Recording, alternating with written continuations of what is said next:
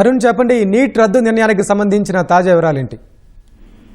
Neat సంబంధించిన విషయంలో రాజస్థాన్ లో పేపర్లు లీక్ అయినట్లుగా రాజస్థాన్ లో పలువురు విద్యార్థుల వాట్సాప్ లో రావటము, అదేవిధంగా యాజమాన్యాలు, కోచింగ్ సెంటర్ల యాజమాన్యాలకు సంబంధించిన వీరంతా కుట్ర పన్నినట్లుగా ఇప్పటికే దర్యాప్తు సంస్థలు నిర్ధారించినటువంటి నేపథ్యంలో కేంద్ర ప్రభుత్వం, కేంద్ర విద్యాశాఖ కీలకమైనటువంటి నిర్ణయం తీసుకుంది. నీట్ పరీక్షను ఈ నెల 3వ తేదీ నిర్వహించినటువంటి నీట్ అండర్ గ్రాడ్యుయేట్ పరీక్షను రద్దు చేస్తున్నట్లుగా, తదుపరి పరీక్షను మరోసారి నిర్వహిస్తామని చెప్పి స్పష్టం చేసింది.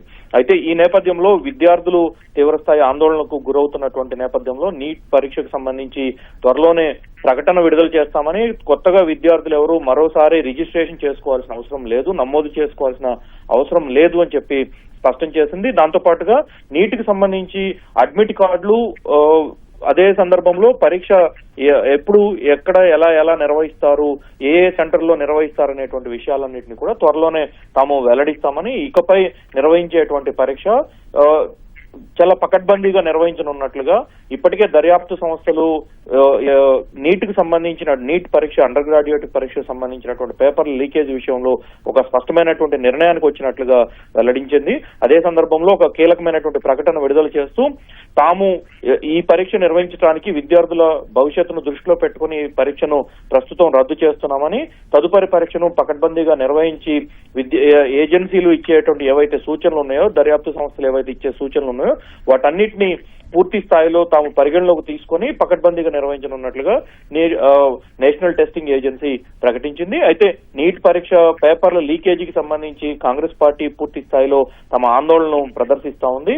ఎన్ఎస్యుఐ విద్యార్థులు ప్రస్తుతం శాస్త్రీ భవన్, విద్యాశాఖ ఉన్నటువంటి శాస్త్రీ భవన్ పరిసర ప్రాంతాల్లో తీవ్రస్థాయి ఆందోళనకు దిగటం జరిగింది. దీనిపైన రాహుల్ గాంధీ, లోక్సభలో ప్రతిపక్ష నేత రాహుల్ గాంధీ కూడా తీవ్రస్థాయిలో స్పందించారు. ఆయన చేసిన ట్వీట్ లో ఇది నీట్ పరీక్ష ఇప్పుడు వేలం పరీక్ష లాగా తయారైందని చెప్పిన ఆయన తీవ్రస్థాయిలో మండిపడ్డారు. ఇప్పటి వరకు 10 సంవత్సరాల్లో, గత 10 ఏళ్ల కాలంలో 89 సార్లు పేపర్లు లీక్ అవగా 48 సార్లు మరోసారి పరీక్ష నిర్వహించినట్లుగా ఆయన తన సందేశంలో పేర్కొనడం జరిగింది.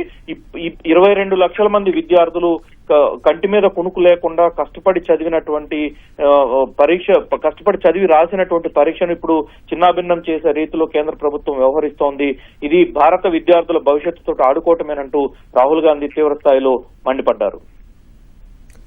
ధన్యవాదాలు అరుణ్.